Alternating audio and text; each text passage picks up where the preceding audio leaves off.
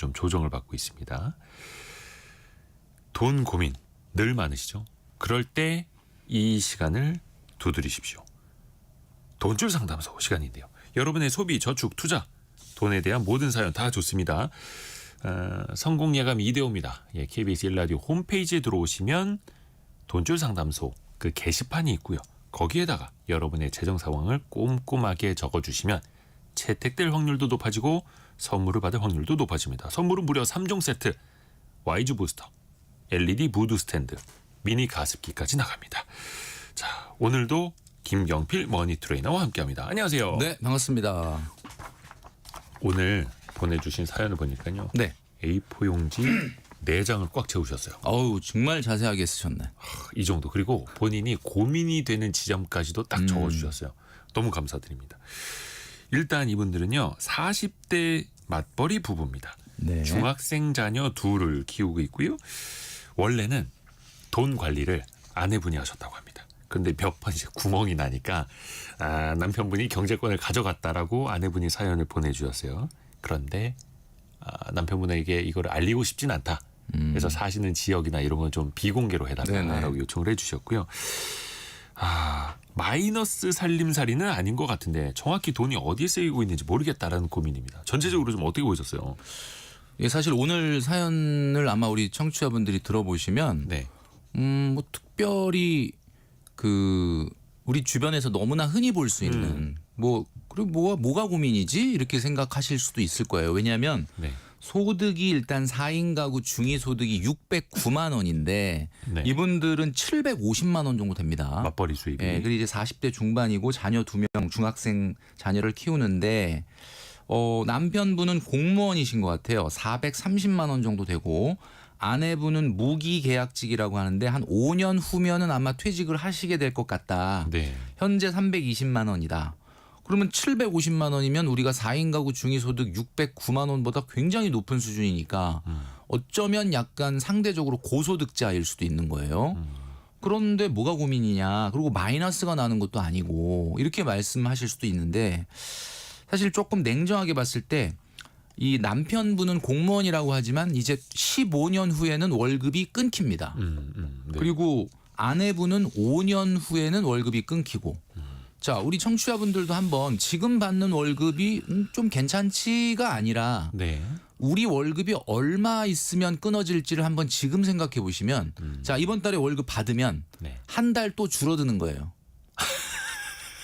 그러니까 앞으로 남아있는 시간이. 이 남편분은 지금 180개월이 남았다 월급이. 그럼 이번 달 월급 받으면 179개월 남은 거잖아요. 아니 이게 할부 기간은 줄어드는 게 그렇죠. 좋은데 월급 받을 수 있는 줄어드는. 기간은 그런 면에서 봤을 때는 당연히 지금 이분들 긴장을 해야 되고 지금 마이너스만 안 나면 되는 거 아니야? 라고 하면 안 되는 겁니다.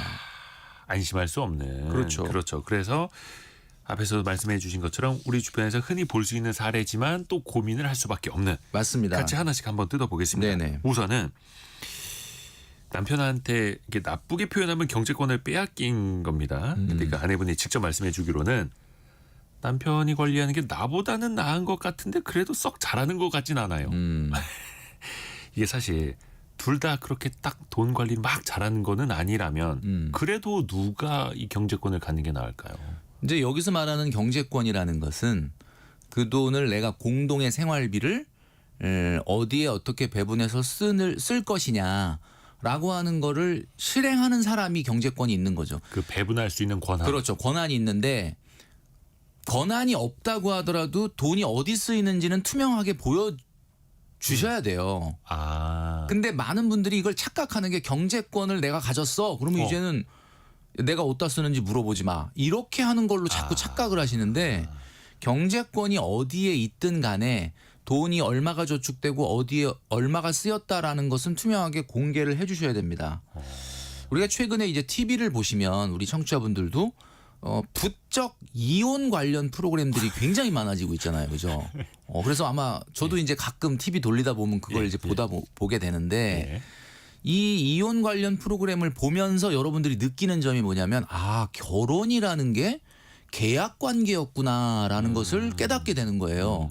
이혼 프로그램에 나온 분들은 뭔가 이혼을 심각하게 고민하는 분들이고 그 내용들을 들여다보면은 우리 시청자분들이 아시겠지만은 뭔가 서로 배우자 간에 지켜야 될 기본적인 의무를 안 지킴으로써 생기는 분쟁 아닙니까? 아하. 그러니까 결혼은 사실은 경제적인 면만 뜯어보면은 파트너십이거든요. 예. 그러니까 한마디로 동업자 정신이 있어야 되는데 동업자에게 내가 지금 돈을 어떻게 공동의 생활비를 어디에 어떻게 쓰는지를 모르고 숨긴다 또는 안 가르쳐 준다. 그러면 이거는 아하. 굉장히 문제가 있는 거예요. 그래서 지금 여기에 우리 사연자님이 남편한테 넘겼는데 예. 남편도 뭐 그렇게 딱히 잘하는 것 같지가 않다라는 게 투명하지 않아서 그래요. 그러니까 지금 말씀하시는 걸 보면 그러니까 한마디로 말해서 이 부부의 또 하나의 문제점은 공무원 월급이라는 걸 추정하기가 어렵다고 여기다 쓰셨어요.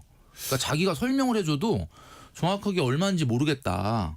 아니 그 공무원 월급은 오히려 추정하기가 더 쉽지 않나요? 아니 근데 사실 예. 공무원분들 잘 알고 계시겠지만 정기 소득이 있고 비정기 소득이 있어요. 예. 비정기 소득은 수당, 그다음에 보너스, 상여 이런 것들이 있어요. 근데 이런 것들이 조금씩 달라진단 말이에요.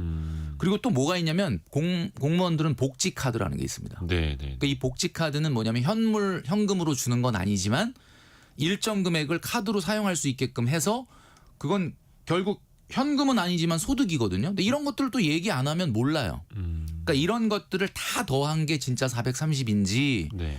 아니면 그냥 받는 월급에다가 보너스만 430이라고 표시한 건지가 또 불확실하다. 그러니까 이분의 이제 공무원 그 40대 중반이라 그러면은 아마 최소한 20년 이상은 공무원으로 재직을 하셨을 것 같은데 그러니까 이런 것들이 부부간에 좀 불명확하다 보니까 그리고 이분들이 또 특징이 뭐라고 얘기를 하셨냐면 750을 벌어서 560을 씁니다. 이렇게 얘기했거든요. 예. 그러면 나머지 200만 원은 저축이 돼야 되는데 저축 내역은 50만 원밖에 없어. 150만 원 어디 갔습니까? 그럼 150 제가 늘 우리 돈줄 상담소에서 말씀드리는 게 뭐예요? 소비 추정의 법칙. 저축하지 않은 돈은 사실은 다 쓰고 있는 겁니다. 그렇죠. 어디 뭐 증발하진 않았겠죠. 증발하진 않죠. 그러니까 물론 통장이 이번 달은 있을지 모르지만 결국 저축하지 않는다 그러면 다음 달, 다다음 달에 써버릴 수도 있기 때문에 이 가정은 겉으로 보기에는 뭐 750 정도나 소득이 되고 뭐 나쁘지 않다라고 하지만은 제가 좀 전에 말씀드렸던 것처럼 이제 15년 후에는 완전히 소득이 상실될 가능성이 100%인 가정이다라는 점을 봤을 때는 지금 이렇게 손 놓고 있으면은 안 되죠. 안 되는 상황이죠. 김준호 님이 결혼은 수평적인 동업입니다. 돈 1원도 확실하고 투명하게 공개해야 된다고 맞습니다. 예. 그러니까 사실 왜 기획재정부 그 예산실에서 예산을 이제 잘 만들고 또 어떻게 재정을 집행을 하는지 기획재정 홈페이지 가면 걷고 쓰는 게 다 나옵니다. 네네. 뭐 시라든지 지자체도 마찬가지고 부부 사이에도 당연히 그렇게 해야 된다라는 거. 경제권 갖고 있다라고 해서 내 마음대로 하는 게 결코 아니다. 그렇죠. 그러니까 서로 좀 알려주고 또 물어봐야 된다라는 거죠. 관심을 또 가져야 된다라는 거고. 근데 그 아내분이 그래서 결국 왜 경제권을 남편분한테 넘기게 되었는가 궁금하네요 이게. 보면 친정을 좀 도와주셨다고 합니다. 친정을 돕다가 몇 번 적자가 났나 봐요. 그래서 아니 안 되겠다. 그래서 남편분이 이제 가져가신 것 같은데 그래서 이제 부모님 챙겨주다가 좀 갈등 생기는 경우도 있지 않습니까? 그렇죠. 제가 좀 전에 말씀드렸잖아요. 부부는 경제적인 면에서는 파트너십 동업자인데 네.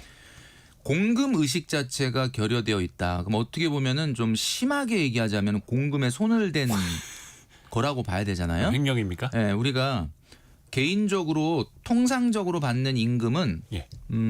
당연히 이제 우리가 요즘 그 이혼 프로그램들을 보다 보면은 그 재산 분할의 대상이 됩니다. 그런데 뭐 예를 들면 갑자기 생긴 복권 당첨 금액이라든지 예. 보험금이라든지 이런 거는 부부간의 재산 분할 대상이 아니에요. 내가 예를 들면 복권에 당첨돼 가지고 이 돈을 친정 도와줬다. 그럼 누가 뭐라 그러겠습니까? 그런데 통상적으로 투명하게 부부간에 밝혀야 되고 오픈이 돼야 되는 이런 통상적인 임금이 모여지는 공동생활비에서 너무나 많은 돈이 배우자 모르게 시댁이나 친정으로 갔다. 그럼 이거는 당연히 문제가 될 수 있는 거죠. 그러니까 많은 분들이 들으시면서 뭐 그걸 친정 좀 도와드린 게 뭐가 문제야 이렇게 얘기하실지 모르지만 뭐 10만 원, 20만 원, 30만 원 들였다라고 하면은 그건 문제가 없지만 이 부부가 이것 때문에 경제권까지 옮기게 됐다라고 한다면 이거는 상대 배우자가 그냥 상식적으로 용인할 수준이 아니었을 수 있거든요. 이거는 안 된다. 그러니까 소득은 엄연히 재산 분할 대상입니다. 그리고 공금이다. 라고 하는 거를 꼭 기억을 하셔야 돼요.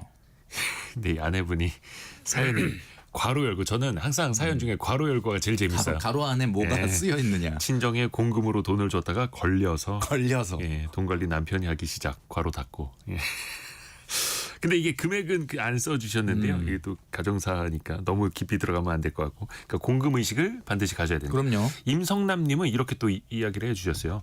부모가 사이가 좋고 신뢰가 있어야 그러면 이제 서로 의논이 되겠지만 성격이 막 격하고 노랭이고 막 이러면은 다 털어놓고 못 삽니다. 이렇게 또 상대방 성격에 따라서도 이거를 그렇죠. 서로 오픈하기가 힘든가? 예, 그럴 수도 있겠죠. 그래서 제가 처음에 말씀드렸던 게 뭐냐면 네. 그래서 투명하게 해야 된다는 거예요. 처음부터 투명하면은 아무 문제가 없어요. 결혼 초기부터. 금액도 금액이지만 나한테 이야기 안 했다라는 게 어떻게 보면 화가 나는 시점일 수도 있는 거죠. 그렇죠.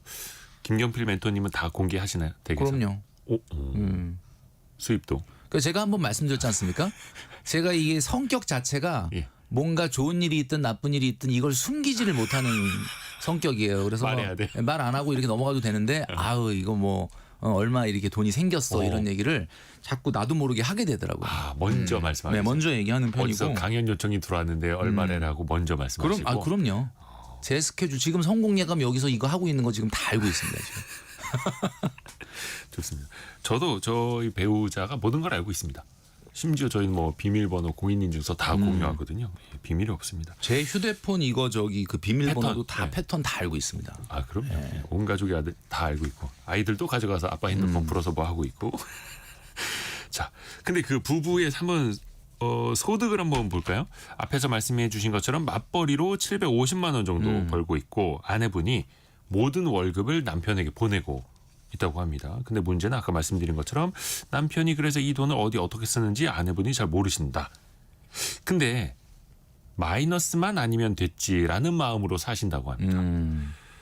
이게 재정 공유가 안 될 때는 그러면 뭐 강제로 어떻게 할 수는 없는 거고요. 근데 이제 여러분 한번 생각해 보세요. 750만 원 남편이 이제 맡아가지고 뭐 생활비 예를 들면 식생활비 같은 거 뭐 장 보는 거 이런 걸 아내분에게 일정 수준 지급을 하고 네. 나머지 저축이 됐든 뭐 생활비 다른 기타 쓰는 거를 남편이 알아서 쓰는지 어떻게 하는지는 지금 모르겠지만 마이너스만 안 나면 됐지 이렇게 생각을 하시나요? 제가 아까 말씀드렸던 것처럼 이 부부는 사실은 발등에 불이 떨어졌다. 자녀들이 아직도 중학생이고 15년 후면은 이제 소득은 일단 1차적인 은퇴가 일어나면서 끊기게 되는데 이런 식으로 가게 되면은 상당히 미래에 어떻게 보면 노후 준비가 안 되잖아요. 근데 이렇게 말씀드리고 싶어요. 만일 남편이 돈 관리를 이제 맡고 계신데 딱 3가지 부분으로 나눠서 투명하게 공개하시면 되는 거예요. 자, 우리 청취자분들 잘 들어보시기 바랍니다. 그리고 오늘 사연자분 어떻게 하느냐? 자, 550만 원을 지출한다. 그리고 200만 원은 지금 저축을 현재는 못 하고 있는 것 같지만 어쨌든 200만 원 저축을 한다. 네. 이렇게 만약에 정했다 그러면은 550만 원을 기획재정부 홈페이지에 가보면 이 돈 예산이 얼마고 그게 네. 어디에 어떻게 쓰이는지가 나온다고 말씀해 주셨는데 550만 원이라는 돈을 어떻게 사용할 건지에 대한 이게 이제 배분이 되면 되는 거죠. 첫 번째는 뭐가 있죠? 늘 말씀드리는 거지만 매달 사용되는 정기 지출이 있습니다. 예. 정기 지출 뭐예요? 고정비, 뭐 이자나 관리비나 교육비 이런 거 고정적으로 나가는 거. 네. 그다음에 식생활비, 그다음에 문화레저비, 쇼핑비 이런 것들이 있죠. 네. 이런 것들에 대한 배분을 하는 겁니다. 배분은 어떻게 하느냐? 들쑥날쑥 이렇게 하지 말고 예를 들면 식생활비는 우리가 뭐 이분 같은 경우는 지금 150만 원 정도 한 달에 식생활비를 쓰신다 그랬으니까 네. 150만 원 쓴다. 그다음에 그럼 이 부분은 만약에 아내가 장을 보거나 살림을 하신다 그러면 아내분한테 150을 주는 거죠. 그럼 명확하죠? 그다음에 문화레저비, 쇼핑비 이런 것들을 나눠서 쓰고 그다음에 두 번째는 정기 지출 외에 비정기 지출이 있죠. 이번 달에 나가지 않더라도 다음 달 지금 10월 초에 추석이 있는데 네네네. 명절 그다음에 이벤트 여행 자동차 이분들 자동차 또 있으시니까 예. 뭐 이런 것들에 나갈 예산 그런 것들을 좀 생각을 하시면 되고 그다음에 동관 이렇게 이제 가장 큰 흐름으로는 저축하는 부분, 그다음에 정기 저축 쓰는 부분, 그다음에 비정기 지출 쓰는 부분을 나눠서 하시면 돼요. 근데 이제 이 부분 중에서 경제권이 남편한테 있다고는 하지만은 남편이 장을 봐서 뭐 음식을 준비하거나 이러진 않을 것 그렇지 같거든요. 않죠. 예, 그러면은 그 식생활비 부분은 아내분에게 150만 원을 준다든지 이렇게 예, 나누면 되는 거죠. 그러면 전체 지출 중에서 식생활 비용만큼이라도 아내분한테 딱 떼어주고 그 안에서 150이면 150 그 안에서 한번 지출 관리를 해보시라 이렇게 하는 것도 그렇죠. 좋은 방법. 그리고 한 달이 지나면 네. 제 자유재량으로 쓸 수 있었던 변동 지출 있지 않습니까? 네네네. 그런 거는 얼마 썼다 카드값으로 그래서 좀 뭐 이번 달에 남았다든지 예, 뭐 모자라서 뭐 지난달에 남은 거를 2월에서 썼다든지 이런 정도로 피드백을 해주시면 되는 거죠. 지금 이 사연자분께서 등판을 하셨습니다. 글쓴이입니다라고 이제 방금 제 글이 글쓴이. 저희 쪽으로 올라왔는데요. 남편이 그냥 돈 쓰는 거는 편하게 하라고 해서 카드를 따로 줘서 그 카드를 편하게 쓰고 있습니다. 이렇게 말씀해 주셨네요. 그럼 뭐 경제권을 뭐 완전히 그냥 남편이 다 쥐고 흔드는 스타일은 아니에요. 뭐 한 달에 용돈 얼마 이것만 그런 건 이건 아니네요. 아니네요. 그건 아니고 대신에 이제 중요한 건 처음에 말씀드렸던 것처럼 공개를 잘 안 한다라는 거죠. 남은 금액에 대해서 카드 쓰고 남은 금액에 대해서 어떻게 지금 돈이 남았는지 더 썼는지 이런 부분에 대한 공개가 좀 부정확하다. 그리고 아까 처음에 말씀드렸던 것처럼 이 아내분은 무기계약직이기 때문에 보너스나 이런 상여 같은 게 좀 없을 가능성이 많아요. 그래서 12달 똑같이 월급이 320만 원 들어오는데 우리 공무원분들 같은 경우는 보너스 상여금도 있고 복지카드도 있으니까 사실 진짜 소득의 정확한 금액이 얼마인지를 아내분이 잘 모르실 수도 있다. 이렇게 말씀드릴 수 있는 거죠. 별표 치고 남편 정확한 월급은 얼마인지 모르겠고 추정이. 거봐요. 딱 나오잖아요. 아까 우리 청취자분들이 KBS 콩도 그렇고 샵 9730도 그렇고 그럼 가계부를 쓰라고 이 말씀 정말 많이 올려주고 계시거든요. 네, 맞아요. 근데 원래 쓰셨는데 아이 낳고 힘들어서 그렇죠. 재미가 없어서 안 쓰게 됐다고 합니다. 근데 그러면 지금 이 돈 관리하는 남편분이 쓰셔야 될까요? 어떻게 해야 될까요? 이거는 같이 써야 되는데 자 여기서 중요한 워딩이 있어요. 아이 낳고 힘들어서 그다음에 재미가 없어서. 재미는 없죠. 자, 왜 가계부가 쓰는 게 재미가 없을까? 예. 이유를 한번 생각을 해보면 네. 뭔가 우리가 이런 거 있잖아요. 반려동물을 키운다. 예. 우리 자녀를 키운다. 뭐 식물을 키운다. 예. 공통적으로 들어가는 말이 키운다죠. 예. 뭔가 키운다는 거는 재밌어요. 성장 발전이라는 거는 우리한테 큰 성취감을 주죠. 근데 왜 가계부 쓰는 거는 재미가 없냐? 뭔가를 안 키우고 있으니까. 쓰는 거니까. 한마디로 가계부는 내가 가계부를 써서 지난달에 뭔가 잘못된 소비를 또 바로잡고 가계부를 씀으로써 불필요한 지출을 줄이고 하면서 내가 지금 힘들지만 하고 있는 저축이 유지되기 위해서 하는 거예요. 가계부는. 아하. 그러면 내가 이 가정처럼 750만 원 벌어서 한 550 쓴다 그러면 200만 원이라는 돈이 어딘가 차곡차곡 쌓이고 저축이 되면서 막 통장을 키운다. 통장이 쭉쭉쭉쭉 이렇게 성장하라는 걸 보면 그 재밌거든. 그러니까 가계부 쓰는 맛이 나는데 이분이 왜 재미가 없냐. 가계부는 쓰는데 뭐 자라나는 게 없어 통장에. 그러면 재미가 없는 거죠. 그럼 금방 그만둘 수밖에 없다. 아하. 그래서 요즘 가계부 앱 중에 공동으로 사용할 수 있는 가계부 앱이 있습니다. 그러니까 어떤 거냐면 이 모바일에서 실시간으로 두 사람이 그 가계부 사용 내역, 기재 내역을 이렇게 동시에 볼 수 있는 앱이 있어요. 똑같은 가계부인데 네, 어디서 접속을 하든. 예를 들면 내가 오늘 얼마 썼으면 얼마 썼다라고 여기다 딱 하면은 상대방도 지금 얼마 그 앱을 보면서 오늘 얼마가 줄어들었구나. 얼마 예산이 남아 있구나. 바로바로 동기화가 되는 거죠. 지금 쓰시고 있는 스케줄러나 예. 그 왜 어떻게 보면 모바일로 그 왜 공유하는 스케줄러에도 그쵸, 이거 쓸 그쵸. 수 있잖아요. 예. 그러니까 이거 그러면 공유 가계부. 공유 가계부일 수도 있고 공유 스케줄러에도 오늘 발생한 그 부부간의 소비에 대해서 자연스럽게 올려놓으면은 상호 말 안 하더라도 지금 뭐 땡마트에서 오늘 뭐 얼마 장을 봤네 이렇게 알 수가 있잖아요. 그렇죠. 오 좋네요. 그러니까 이거. 이거는 귀찮다고 생각하지 마시고 반드시 하셔야 되는 거고 그 경제적인 부분으로만 본다면 파트너십 동업자기 때문에 당연히 우리 회사의 우리 공금의 사용 내역은 공유가 돼야 된다. 공유 가계부 좋은데요? 네, 이거는 그래서 부부간에 당연히 공유하고 맞아요. 그리고 그 외 아이디 지정을 해서 제 3자도 공유할 수 있도록 맞습니다. 해서 김경필 멘토님도 공유를 좀 네, 저도 좀 보면서 잔소리를 좀 할 수 있게. 공유 가계부 이거 좋습니다. 해서 부부간에도 한번 이야기를 해보세요. 성공 예감 들었는데 이런 게 있대. 우리 같이 한번 해보자. 이제 상대방은 또 이제 거절할 수도 있지 않을까요? 피곤하다고? 왜 피곤해? 서로 정보가 공유되면 피곤할 게 없죠. 공유가 안 되니까 피곤하지. 네. 그렇게 또 인식을 해야 하는데. 그럼요. 그리고 앞에서 또 오늘 명언이 하나 탄생했습니다. 키우는 건 재밌다. 통장을 키우고 계좌를 키우고 자산을 키운다. 그러니까 가계부를 쓰면서 피곤한데 이게 아니라 내가 이거 가계부 왜 쓰고 있지? 이러면 이 가계부를 씀으로써 불필요한 지출이 억제되면서 내가 하고 있는 저축이 그대로 유지되면서 통장을 키우는 거죠. 이호원님이 가계부를 재미로 쓰는 사람이 있나요? 이렇게 물어보셨는데 없는 재미를 만들면 된다. 그렇죠. 재미를 느껴야 됩니다. 이거 좋습니다. 좋습니다. 재밌게 이제 할 수 있을 것 같습니다.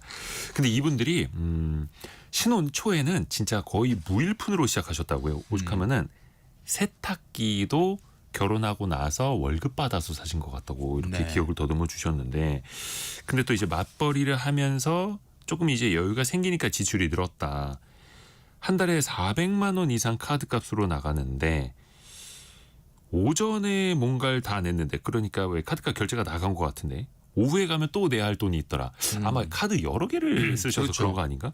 이것도 또 고민이라 하시더라고요. 네. 뭐 카드는 뭐 몇 개를 써야 되냐 이거는 사실 뭐 본인의 선택의 문제고 네. 옛날에 돌려막기라는 게 있었기 때문에 여러 개를 쓰는 게 문제다 이렇게 예. 얘기했는데 뭐 이건 그런 정도의 분들은 아니니까 네. 큰 문제는 없다고 보는데 여기서 이제 이분들의 고민에 그 근저에 깔려 있는 그 고민이 뭐냐. 지금 이분이 지방에 거주하고 계십니다. 뭐 지역은 조금 안 밝히셨으면 좋겠다라고 얘기하셨으니까 지역은 말씀 안 드리겠는데 네. 지역 자체가 일단 광역시나 대도시 이런 아니에요. 그러다 보니까 지금 아파트를 소유하고 계시는데 아파트가 2억 5천 정도 된다고 합니다. 그럼 2억 5천 정도인데 이 안에 신용대출로 1억 1천만 원이 있고 대출 이자로 40만 원이 나간다. 예. 자 그러면 아까 550 정도 쓴다. 그리고 40만 원을 소비해서 빼버리셨거든요.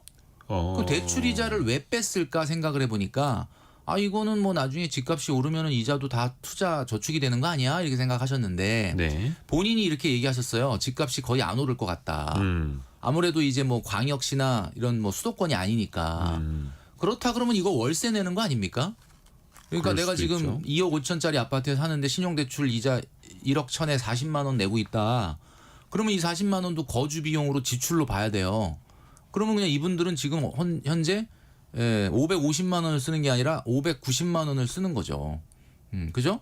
그러고 저축이 그러면은 50만 원밖에 딸랑 안 되는데 냉정하게 보면 다른 기타 자산이 있느냐 보면 별로 없어요.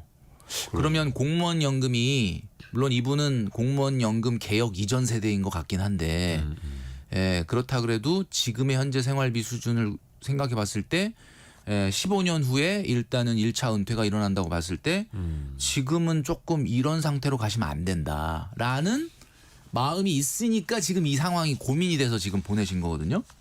그러게 일단 공무원 연금이 있기는 합니다만 그리고 저는 조금 이해가 안 가는 게 아파트 관련된 대출인데 남편 회사 신용대출로 1억 1천만 원을 대출 그러니까 주택담보대출이 아니라 네, 주택담보대출이 아니라. 신용대출 물론 이게 직장에 따라서 좀 이렇게 보전을 해주는 경우도 있겠습니다만 복지 차원으로 이게 금리가 낮아서 신용대출로 하시는 걸까요? 저는 이게 좀 의문이긴 하더라고요. 이게 이제 아마 제가 추측해 보건데 2020년 21년도 코로나를 지나면서 기준금리가 그때 당시에 거의 엄청나게 1% 미만으로 떨어졌지 않습니까?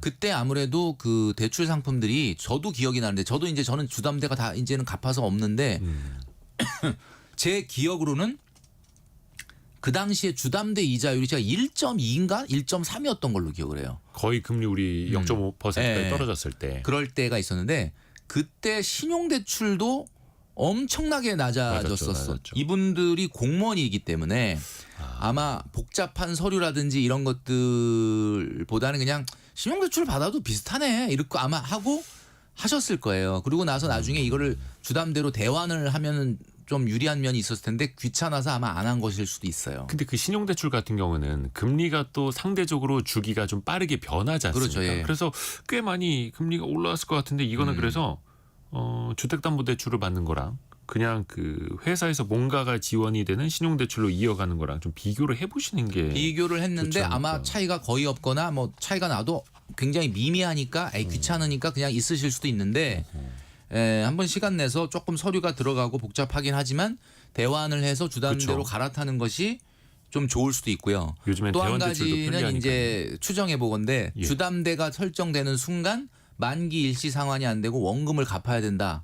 원리금. 라고 하는 어떤 그게 있죠. 그래서 여기 지금 이분이 질문 중에 이런 게 있었거든요. 남편분은 대출 빨리 갚자 이런 쪽이고 네. 아내분은 그거 뭐 어차피 뭐 그냥 월세처럼 내는 거지 뭐 이러면서 그냥 갚지 말자 이렇게 하시는 그러니까 이 이유가 딱히 있었어요. 집값이 오를 것 같지도 않고 떨어질 것 같지도 않은데 한 40만 원 정도의 이자를 어떻게 하는 게 좋을까? 어떻게 생각하세요? 빨리 갚아야죠. 왜냐하면은 이분들 같은 경우에 이 집값이 뭐 집이 올라서 미래 시세 차익이 날 걸 기대하고 있지는 않지만 여기서 주거를 하고 있지 않습니까? 거주를 하고 있지 않습니까? 예. 그렇다 그러면은 이 40만 원이 주거 비용이라는 것이 계속해서 그냥 코스트로 나가는 것보다는 예. 어찌 됐건 간에 이 이자율보다 월등히 높은 정도의 확실한 투자처가 발생하지 않는 한은 일단은 갚아서 이자를 줄여야죠. 그리고 이분들 같은 경우는 지금 750만 원 중에 550 돈을 쓰고 있고 200만 원 정도 그중에서 또 40만 원 이자를 내고 있는데 저축은 또 50만 원밖에 안 하고 있으니까 100만 원이 지금 불분명하잖아요. 그럼 이렇게 소위 말하는 놀리고 있는 돈 100만 원이 있는데 굳이 이렇게 원금을 안 갚을 이유가 있느냐. 빨리 갚는 게 좋겠다라는 생각이 드는 거죠. 이자가 참 월 40만 원이라고 했고 대출이 1억 1천만 원이라고 써주셨네요. 그러니까 대충 계산을 해보면은 5%안 되고 한 4%대 한 중반. 네, 그러니까 정도 안 되는 하시는 이자로 거죠. 지금 쓰시니까. 주담대 이자율이 한 4%대 중반 되니까. 근데 김경필 멘토님은 그래도 여유 자금이 있다면 갚는 게 있지 맞다. 않습니까 이분이 지금 100만 원씩 돈이 남잖아요. 불분명한 돈. 그러니까 갚는 것이 맞겠다라는 생각이 드는 거죠. 그리고 예금이 한 8천만 원 정도 있다라고 써주셨으니까. 그리고 예금이 8천만 원 있다라는 지점도 사실 그래요. 예금이 4% 넘지는 않을 거 아니겠습니까? 물론 예를 들면 공무원 공제회라든지 이런 데는 일반 은행보다는 조금 더 우대금리를 주는 상품들이 있긴 한데 그렇다고 이게 4% 훨씬 넘어갈 것 같지는 않거든요. 그러니까 그렇죠.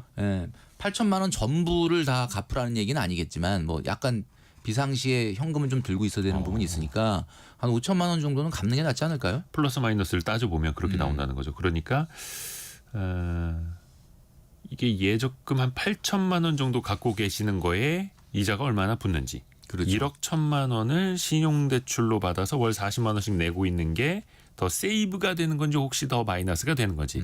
이건 이제 플러스 마이너스만 계산을 해보시면 답은 딱 나올 것 같고요. 그래서 저는 이분들한테 주담대로 이 대환을 해서 예. 원금을 갚으면 소위 말하는 나도 모르게 그냥 코 껴가지고 자동으로 은행에서 원금을 뺏어가니까 저축 효과가 나는데 아하. 지금 이분들한테 그냥 알아서 하라고 이렇게 맡겨놓으니까 돈이 150, 200 남는데도 저축 50밖에 못하지 않습니까? 항상 돈줄 상담소에서 말씀드리는 거지만 저축은 강제성이 있어야 된다.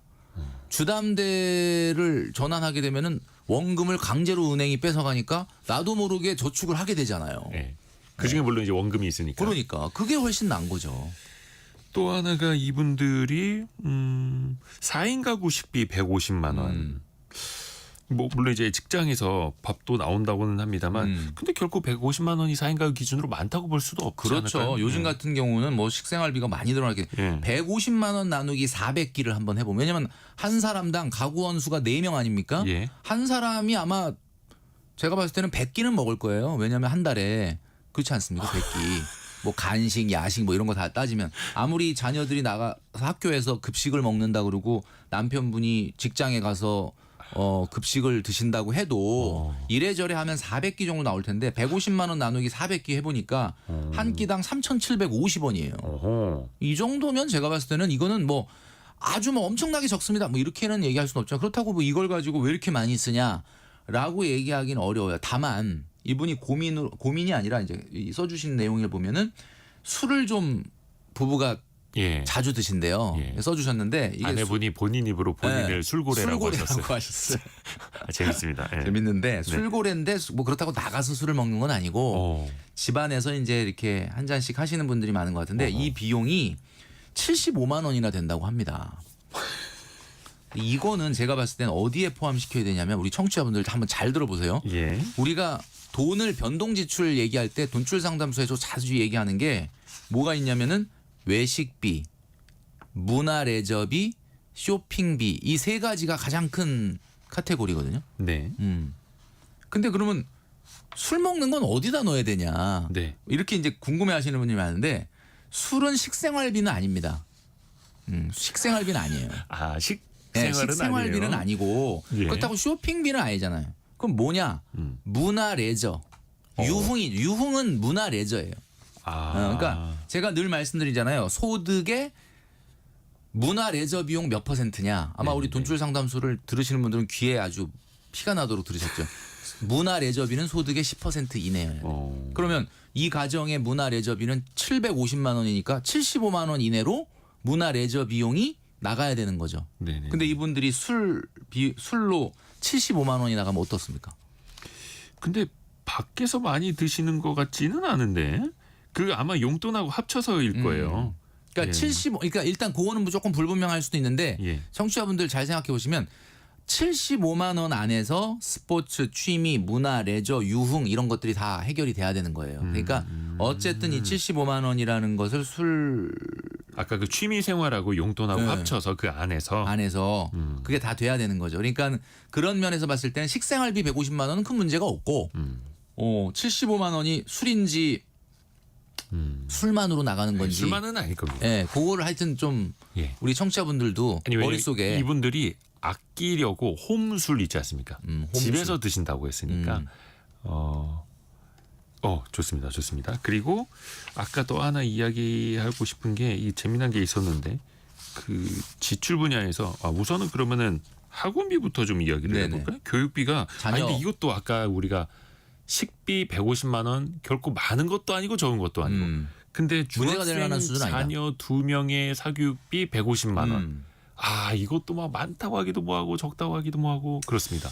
제가 그냥 그 욕먹을 각오로 그냥 말씀을 드릴게요. 중학생 자녀를 2명을 뒀다. 자, 중학생이면 이제 아이를 대상으로 음악을 시켜봤다가 체육을 시켜봤다가 뭐 이런 어떤 나름대로의 실험은 끝났다라고 보여지거든요. 그러니까 우리 아이가 혹시 이런 분야에 재능이 있지 않을까 싶어서 이런저런 사교육을 시키다 보니까 어떻게 보면 사교육비가 늘어나는 거잖아요.